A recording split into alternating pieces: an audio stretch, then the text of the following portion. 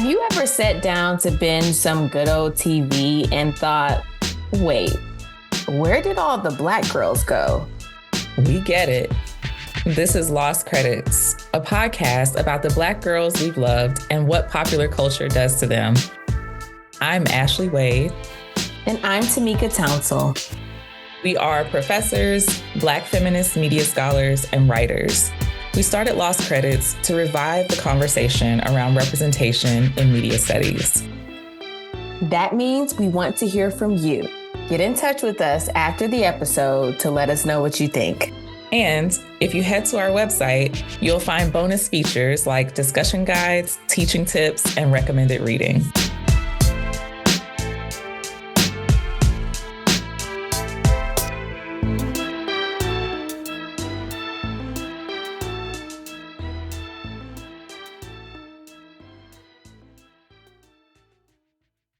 Welcome back. For the next 2 episodes, Ashley and I will be coming from the heart as we each explore a television series that made a lasting impression, a TV show that changed us. I'm starting us off with a trip down memory lane back to 1996 when the TV Angels brought us Moesha. But before we get into that, let's do a replay. Ashley, what you got for us today? So we start each episode by inviting you into our heads with our replay segment.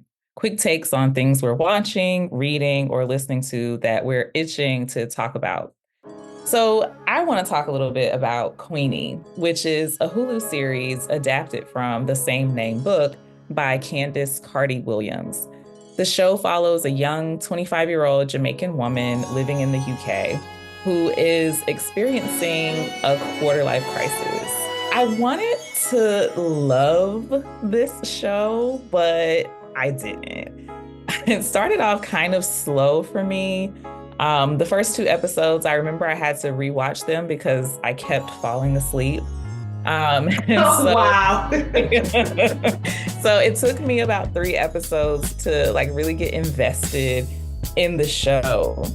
And I think that one of the things that I both liked and disliked about the show was the messiness of Queenie's character. So I can absolutely relate to that period of quarter life crisis where it's like, what am I doing? Why am I here? What is my purpose? But I think I was unsatisfied with how Queenie's quarter life crisis manifested. And maybe it's just because I am an overachiever, but I felt like her response at work was not realistic at all. In my experience, that's not how Black women respond to crisis. I feel like a lot of us do the opposite in terms of when we're going through crisis at home, we really pick up things at work and really try to achieve even more at work. And I just felt the way that she was falling off in the workplace was not indicative of how I've typically seen Black women deal with emotional distress. Mm-hmm. I also didn't like that relationship that she had with the one guy where it started out as kind of a random hookup. But then he started really pushing her boundaries and not respecting her wishes about just the kinds of requests that he had for her in terms of sex and how she wasn't comfortable with that and how it was actually physically hurting her, but he wasn't respecting her boundaries. I didn't like that. I also didn't like her friendships. I felt like her friendships were trash, except for the one that she had with the Black girl that she had grown up with. But the friend at work, I think that's one of those friendships where you know how you form friends because you work together, but you're work friends, but you're not real friends. Yes. How that felt to me. And then the other girl, I can't remember their names, but the other woman that she was friends with that ended up breaking off the friendship. I don't want to spoil too much of the show for people. Sure. But she ends up breaking off the friendship because she and Queenie get into a dispute about a surprise, something that surprised. Yes. And Yeah. It's real messy. It's yeah, real messy yeah, right away. yeah. Hmm. So I want to go back for a minute to what you said about you wanted to like the show, because I think that's an important aspect to tap into, right? This desire we have when we are seeing someone who looks kind of like us, who looks like our cousins, who looks like our friend, who looks like the girls, we went to school with. What is that desire to want to like something, to want to connect with a show like this? yeah, I think part of it comes from not having a lot of shows with Hmm. Black women or girl protagonists. And so I think there's a desire to, as Issa Rae said, root for everybody Black. You want to like these shows, you want them to be good so that there can be more of them, right? Because I think that executives also use low ratings and poor reviews as an excuse to not have these kinds of shows or to not greenlight these types of shows. And so if we don't like them, then it's easy for those kinds of people to point to it and say, well, I mean, this show didn't do well because people can't relate to 25-year-old Jamaican woman living in the UK. I really wanted to like it. I also just really enjoy shows that feature young Black women and Black girls. And so for that reason, I think also I wanted to be able to identify with the show in a way that I just couldn't. I hear you. The way that we know that we have hit a point where we feel adequately represented is when we can unapologetically hate a show that is Right. supposed to be targeted to people like us, right? That's when we know when we are arriving at something like adequate representation for Yeah. Black folks, for Black women, for Black girls. I agree with you. So what I know is that you did not read the book. I did read the book. I want to say I love what the Honest Collective is doing. The Honest Collective is like a curated list within the broader Hulu space. I think it's harder to overlook it or dismiss it. It's right there. If you have Hulu and Disney Plus and all the things connected to them, then you presumably see this series popping up. I do want to give a shout out to the Black girls who are over there, Black women who are over there, making sure that we get to see content that is not just featuring Black women on screen, but that is written by and directed by and coming from the imagination of real life Black women. Yeah. So I do want to say yes to that. Second thing, this should have been a movie and not a miniseries. And I say that because when you are sitting down to watch a film, then there's a level of nuance that you can bring, texture that is harder to break out into 8 episodes or whatever it was. And I think when you break things down into episodes, then you have to give people a reason to keep coming back to watch it. So there's a way in which you can get a little gimmicky.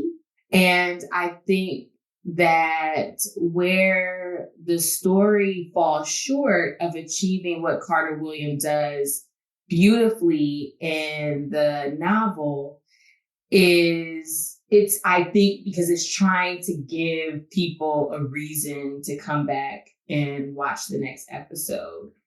Yeah. I echo Tamika's sentiment about checking out Queenie. Like, even though we didn't necessarily fall in love with it. There's a lot to unpack there. And I think that just for the sake of watching it and thinking about those issues that come up, especially in relation to race, class, gender, there's a lot going on there. So definitely check it out.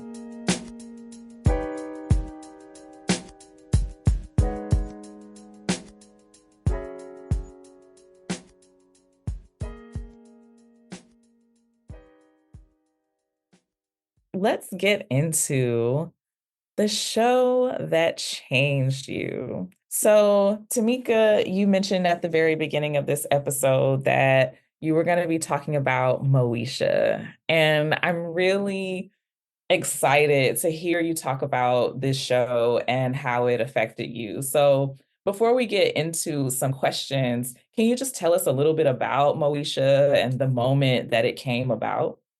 For sure. Before we even do that, I just got to give them a little mo to the E to the. Mo to the E to the. And we do know that the theme song for Moesha is sung by none other than the star of this show, Brandy Norwood. So Moesha comes out in 1996. It was originally being produced by CBS. They passed on the show. And so UPN picked it up. And at the time, UPN was trying to do what we saw Fox do, what we saw NBC do, probably a lot more effectively. And that is to build an audience based on Black viewers. UPN wanted to use Moesha in particular as a, quote, springboard to turn its focus on young urban comedies. So at this time, 90s multiculturalism, urban means Black, okay? So they wanted us to watch, Ashley. That is what the rationale was behind pulling Moesha onto this younger, newer network. And the idea being that if you can bring shows to your network that will pull in this audience, we are going to watch. We absolutely did watch. Moesha became one of the most successful series on that network before the network eventually folded and merges with the WB to become the CW and does some other things. But we did get 6 seasons from Moesha from 1996 to 2001. And this was a show that was unapologetically Black. It was a show that was created by Black folks. One of the creators of the show also went on to do The Proud Family and The Parkers, of course, which was a spinoff starring Constance Vaughn and Monique. And we are able to get into a series that's a little different from the family sitcoms, the Black family sitcoms that we're accustomed to, like Family Matters or The Fresh Prince of Bel-Air or The Cosby Show. And what's different about Moesha, of course, is that the star of the show, the person whose perspective the audience is invited into, is a Black teenage girl. They say the first love is the perfect love. Something I won't know for 2 more months because my Amish father won't let me date or use electricity until I'm 16. But what's the difference? With this gigantic zit on my face, no boy will want me anyway. At least not one worth writing about. Dee told me to put toothpaste on it. Apparently she thinks it should be cavity-free and mini-fresh. Is getting in my business part of the stepmother job description? I liked it better back in the day when it was just me. I remember when UPN was becoming more popular of a network, and I actually did not have the fortune to grow up watching Moesha because I lived in a really small town where we actually didn't get UPN. Like it wasn't included in Wow. our like regular packages. So I remember seeing previews for Moesha like on other channels and really like being sad that I couldn't watch it. But I did go back and watch it like once it was syndicated on other channels and available for streaming in this recent kind of pandemic reboot of all of these shows. Mm-hmm. Or not reboot, but like adding them to like streaming networks of all these Yeah, shows. a revival. Mm-hmm. Yeah, yeah. I want to talk a little bit about like your experiences watching Moesha. And so could you say a little bit about your memory of like the first time you watched it or like one of the first times you watched it and what that made you feel and yeah, like why it drew you into the show? I was in love, and I cannot understate that. I wanted to hug my TV when I saw Brandy's beautiful fly self bouncing across my screen. This was a one of a kind experience. Keep in mind that, like I was just saying, a lot of the Black girls that we see on television up to this point are not at the center of their own narratives. They are accessories to other folks' stories. So, one of the things that immediately drew me in and captivated me was that this show was centered in Moesha's heart and mind. And one of the ways that we know that is because she narrates the series through her diary entries. So this was a lot more straightforward, and eventually they began to work with this in more sophisticated ways. But she starts and ends each episode with diary entries. Her ideas, her fears, her hopes, her dreams, and we'll get into this more as we move further into the conversation, but her desires are so important that she gets to have a whole show where she talks about them and explores them. This is an unapologetically Black, clearly Black girl who is in a Black world. So she is the older sister to Miles and the daughter of Frank Mitchell. Frank is a Saturn car salesman. Saturn doesn't even exist anymore. Right. So for those younger listeners, Google Saturn. It was a whole company. My first car was a Saturn, not because of the show, but my first car was a Saturn because that was what I could afford. But eventually he goes on to buy the dealership that he was working at. This is a middle-class family, probably upper middle class, certainly as the series progresses. But one of the unique things about it is that Moesha is mature in a sense, in part because she's an older sister. She's 15 when we meet her, just about to turn 16 in that first season.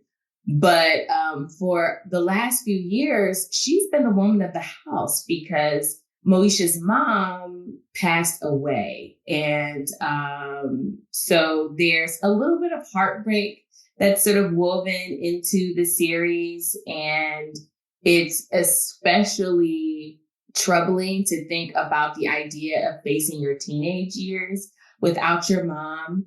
But Moesha does get a bonus mom who just so happens to also be her vice principal, which would not recommend. However, Dee, played by the just fabulous Cheryl Lee Ralph, is actually a cool stepmom.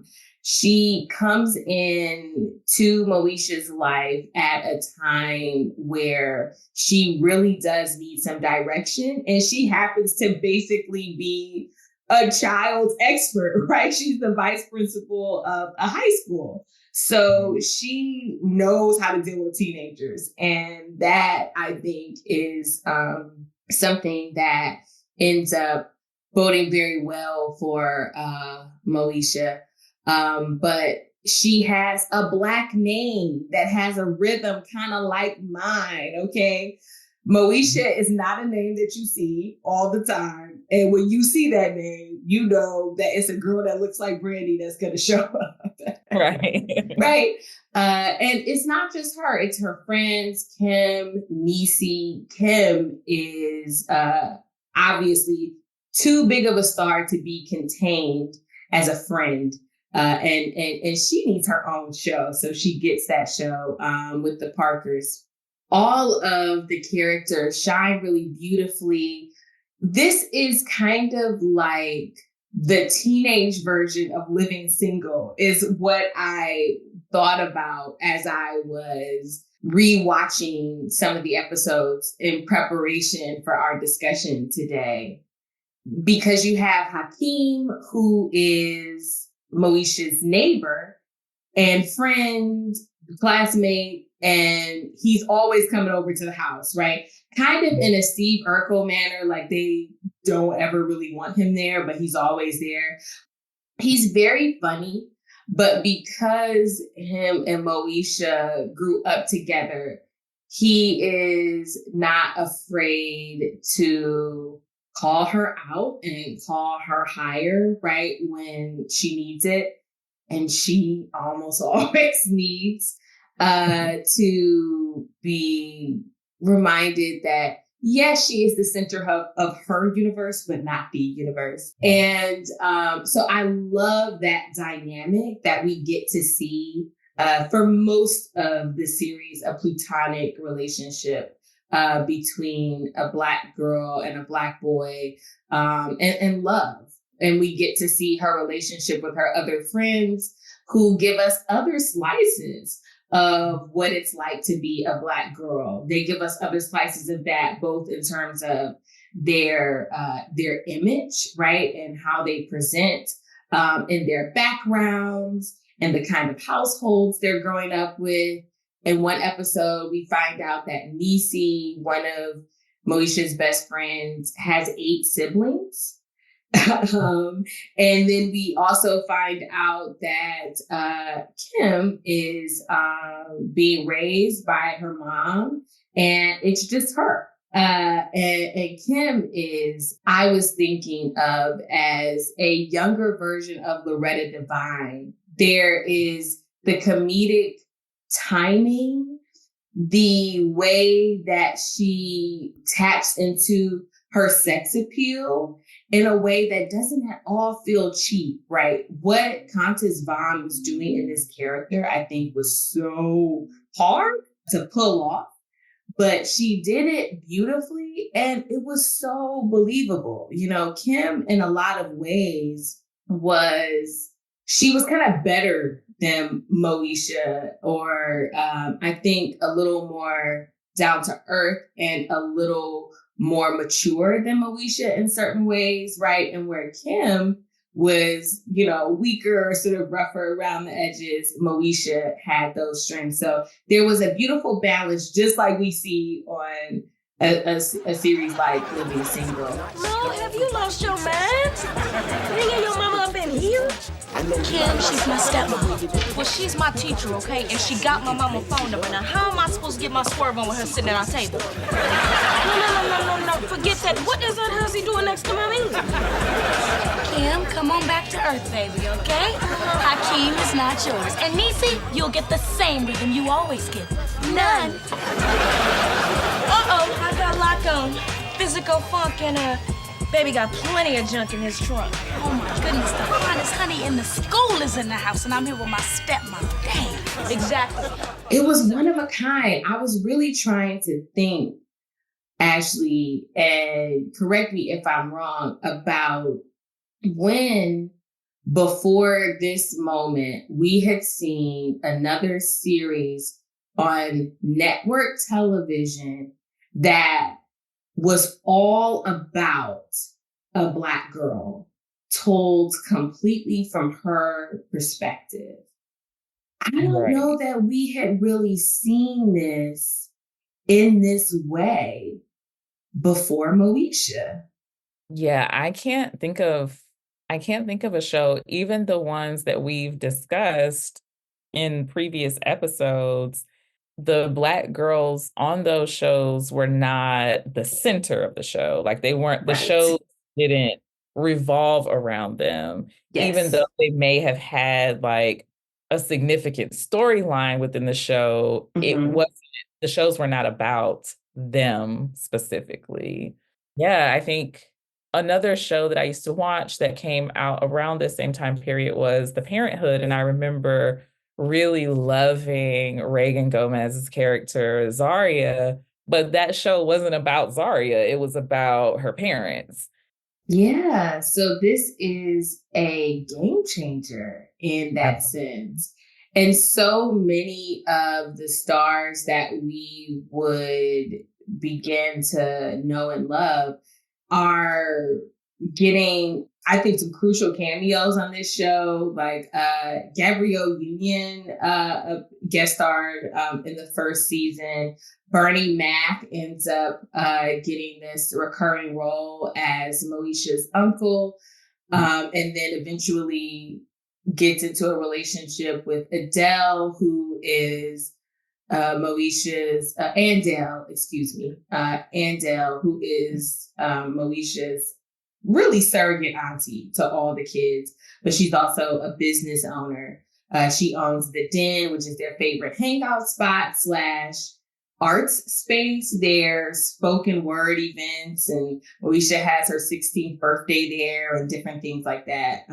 Concerts. Lots of different music acts come on the show. Mary J. Blige makes an appearance. Jodeci makes an appearance. This was a really important Black cultural television space. And I don't think we talk about it enough. I agree.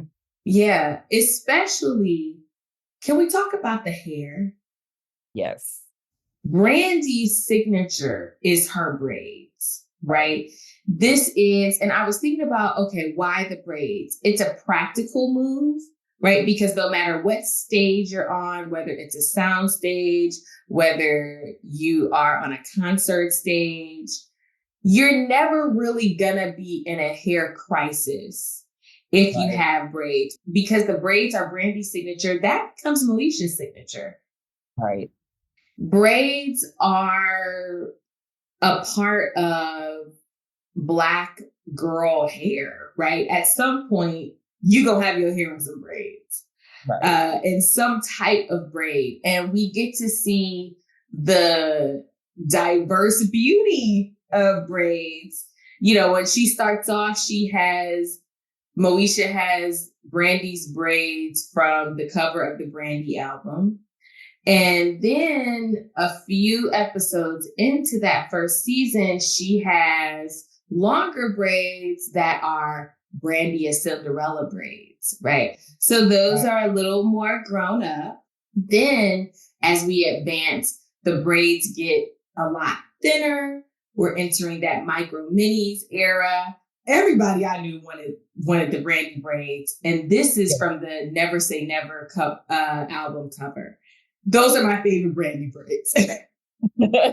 I did have those braids, didn't necessarily agree with me, but those are my favorite braids. I remember having the Brandy album and like just being mesmerized by the way that her hair looked on the cover of that album, but also like when I would watch her perform or see her in music videos, that's what made me want to start getting my hair braided. And not that I wasn't getting it braided before then, but you know, back before that, I was doing like the little girl cornrows with the beads. Yes. And so like Brandy's braids really like made me want to grow up my braiding style just a little bit, but it's still, like you said, very much a part of braids are very much a part of Black girlhood. Like you can't separate the two because almost all Black girls have had their hair braided at some point. And I think Brandy really did a lot to help us accept braids as like a not only a valid hairstyle, but a desirable hairstyle and a desirable way to like present ourselves as Black girls, owning our Blackness. One of the other things that I think speaks to the way that the show resonated for me is Brandy is a superstar at this time. She has not, I think her height was never say never, but we're in the lead up to that, where Brandy is all of your favorite Black girl superstars combined, right? Moesha shows us that she can really act. Right. So when you think about the blueprint and the pioneer, right, and the trendsetter who's able to indicate to the executives who try to act like they don't know and need to always be convinced about the bankability of Black girls, right? Brandy is doing that. When you think about the folks on Madison Avenue, right? The advertisers, the people who merchandise culture, if those people need to be convinced that Brandy can sell, that she can be a household name, she is, or that Black girls can sell and be a household name, right? Brandy is doing that. So I don't think we get a Kyla Pratt, a Keke Palmer, a Marseille Martin, a Tia and Tamera.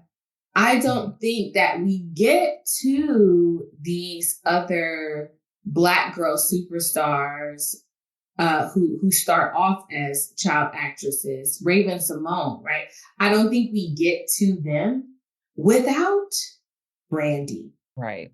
And what is crucial for allowing her star to rise or facilitating her rising star is Moesha. It's during the course of this show that she stars as the first Black Cinderella, which is interesting because when Disney did Brandy is Cinderella and the queen was Whoopi Goldberg and the fairy godmother was the Whitney Houston, I'm wearing my Whitney shirt today, nobody was tripping. So when this stuff about the Little Mermaid came out, I was like, what? Right. There's another TV movie, Double Platinum, where Brandy is the daughter of Diana Ross. Yeah, absolutely. So part of what also makes this show different is that we get a Black girl who proves that we can do all the things that the white girls have been doing all along. Amen to that.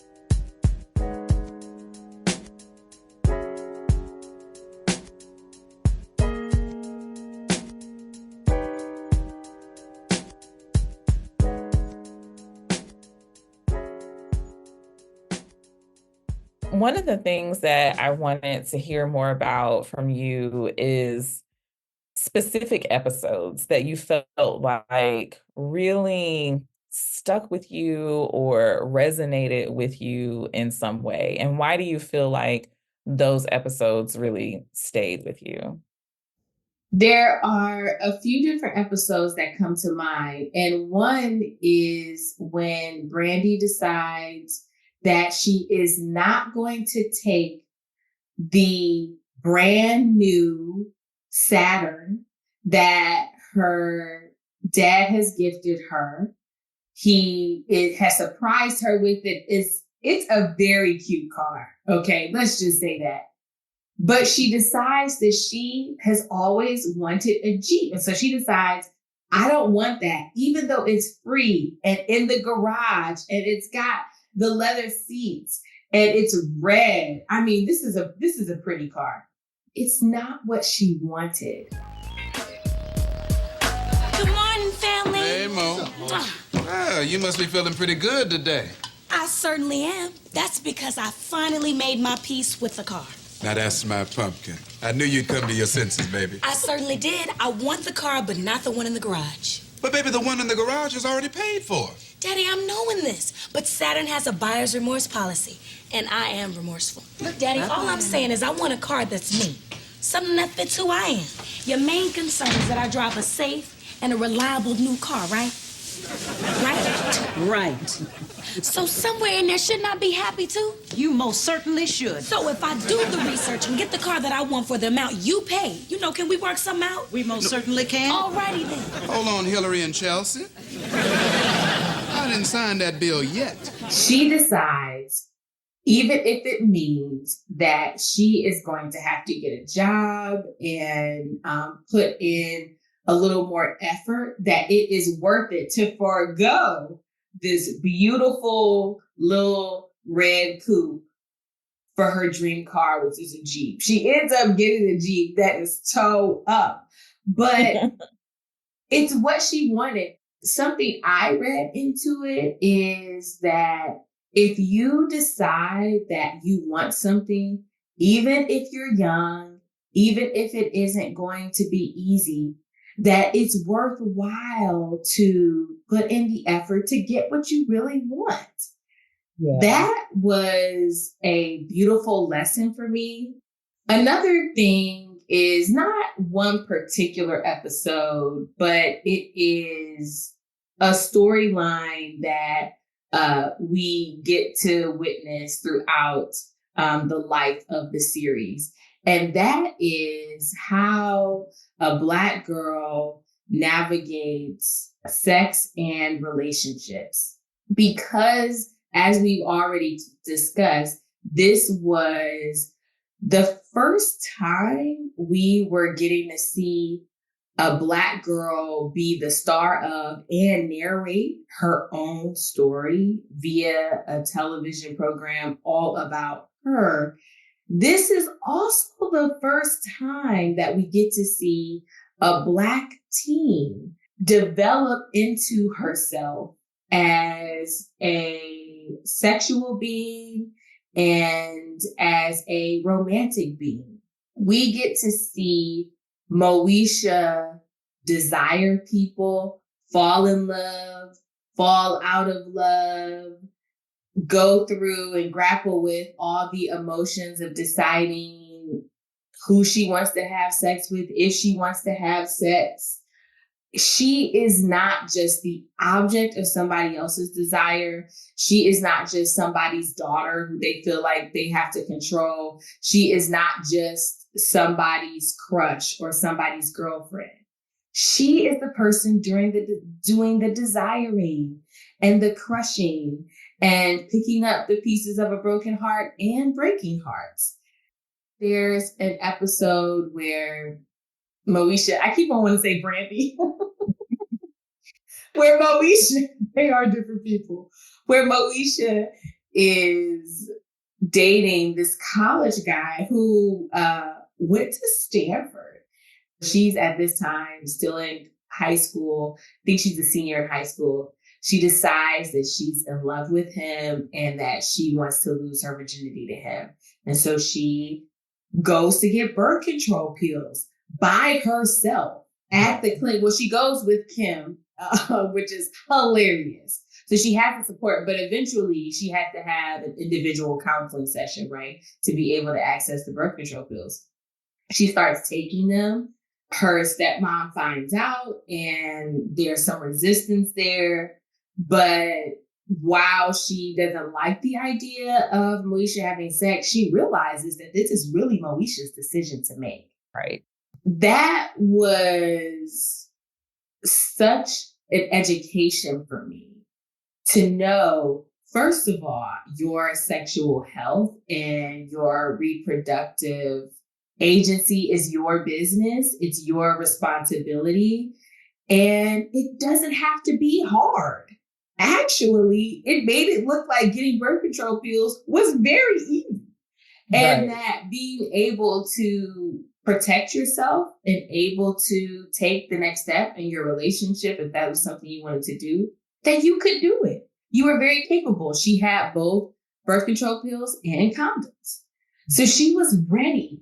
There wasn't a lot of, or any, in terms of her talking about this with her friends, there wasn't any shame attached to the idea of her having sex. There was, of course, some apprehension because, the idea of losing her virginity. But at the end of the day, the episodes did a great job of showing that this was Moesha's choice and that it was normal for a Black teenage 17-year-old girl to be having desires to want to have sex and to be able to do it in a way that didn't have devastating consequences. Now, she does end up at the end of that show deciding that she's not going to have sex, but even that also reinforces this idea of her being the agent of her own erotic life. We don't have to do this. I know, but I want to. You hear that? What? I think that's your parents. No, it's not. Baby, what if they come home when we're, Oh, we're doing too much. Won't they say something about me in your room this late? Oh, my parents don't trip like that. I mean, I've had girls in my room before. Excuse me? You know what I mean. No.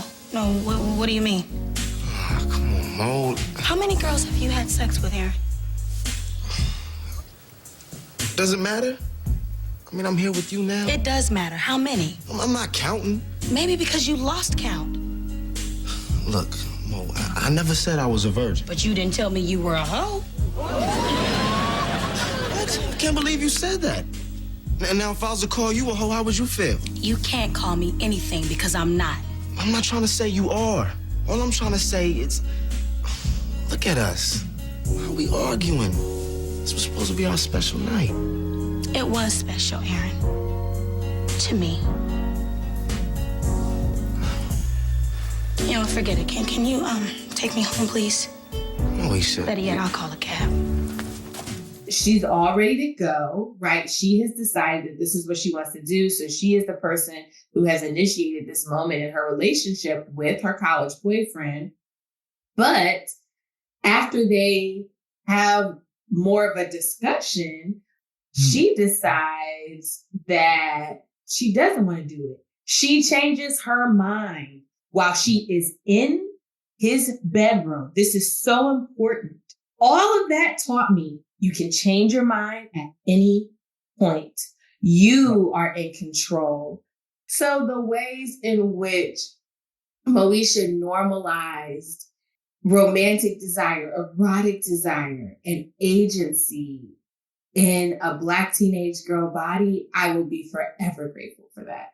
Yeah, I think it's so important for young Black girls to see examples of exercising agency and bodily autonomy, particularly around sex and reproductive health, because there just aren't a lot of models for that in our media scripts or our mediated scripts. And so I'm glad that Moesha existed to fill that gap in some ways. And I've enjoyed listening to your reflection of it as well, because it's a concrete example of the impact of that kind of representation. Speaking of representation and reflection, do you feel like there are aspects of the show that you look at in a different way, looking at it as an adult, than you did when you were watching it when it was airing on TV?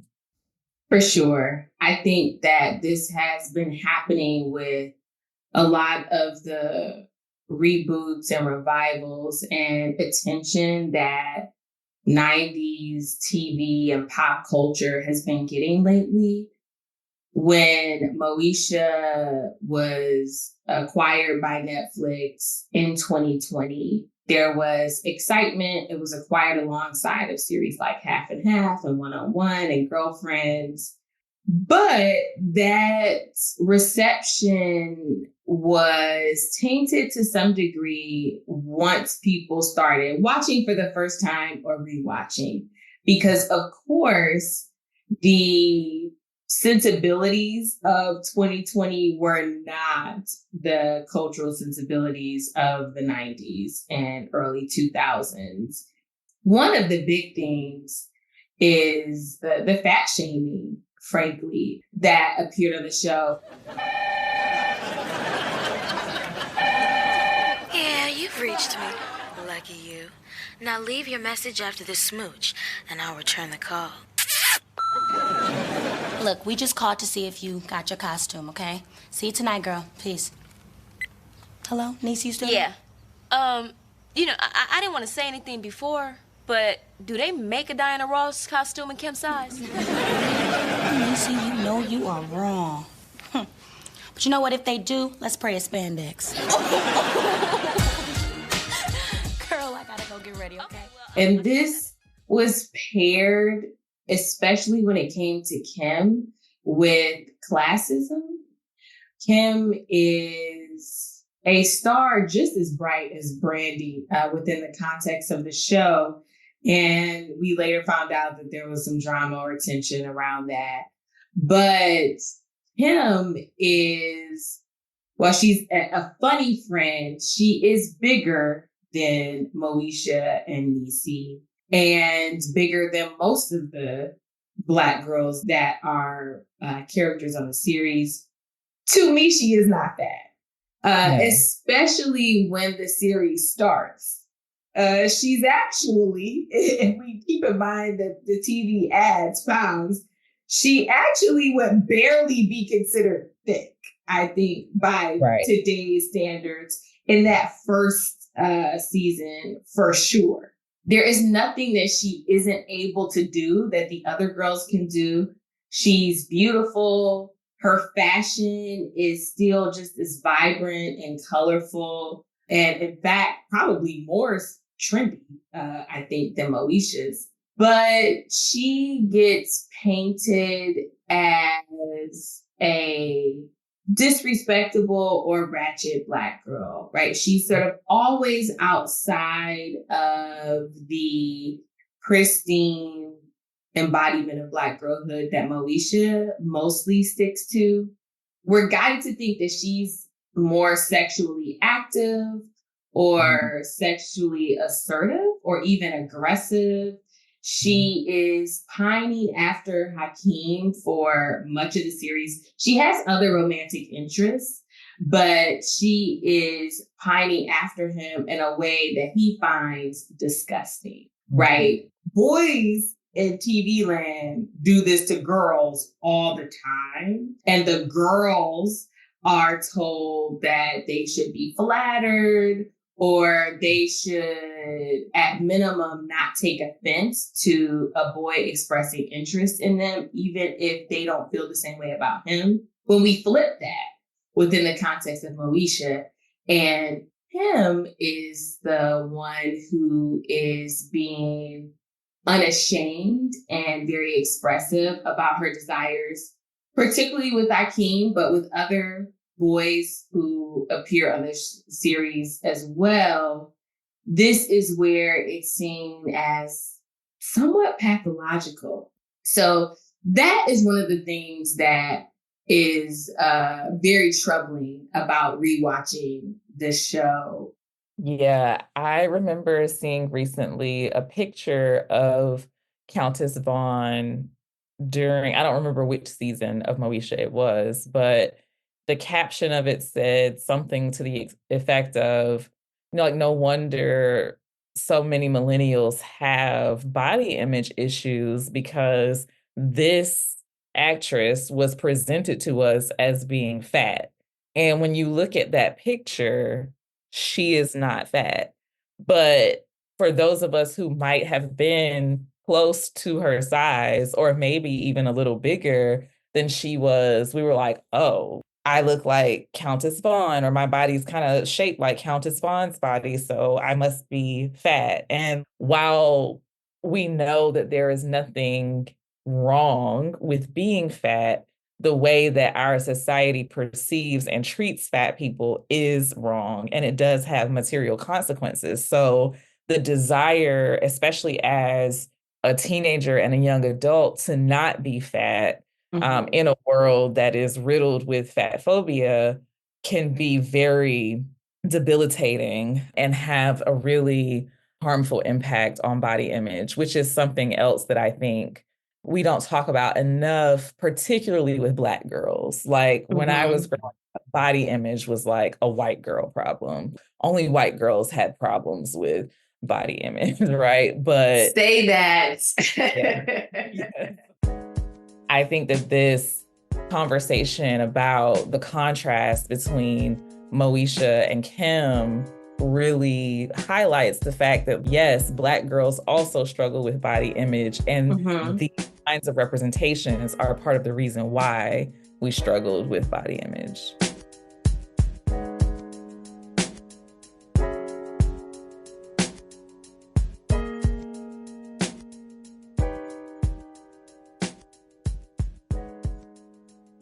I have one more question for you.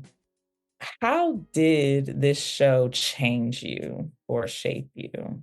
This show was a representation to a young preteen, Timeka, of what was possible for my life.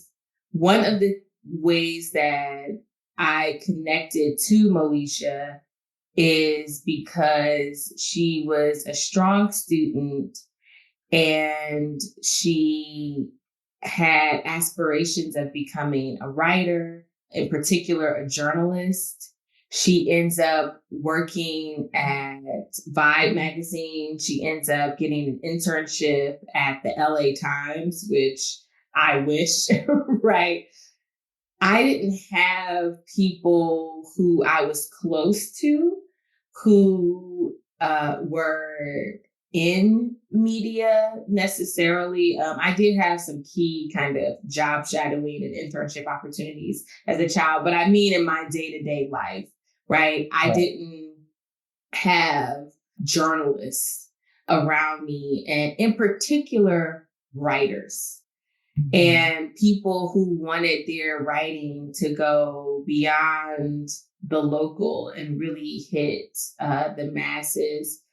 And Moesha reinforced for me and affirmed for me that that aspiration was not just okay, but that it was possible, that I was on the right path, that if I made good grades, that if I sought out opportunities to hone my craft, that I too could be a writer, that things would work out for me.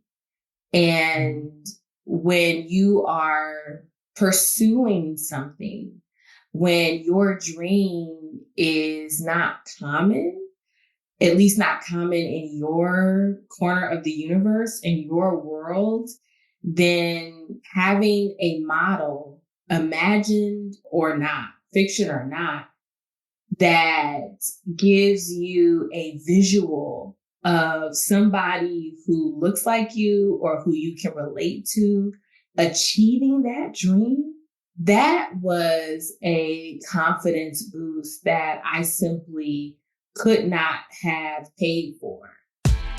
Moesha gave me something that I wasn't going to get at my job shadow or internship, right? That you can have fun and that you can be young and fly and in love or in like and still, get to the bag and still achieve your dreams. Yeah. That was a really beautiful description of how that show influenced you, and also a really apt testament to the fact that representation does matter.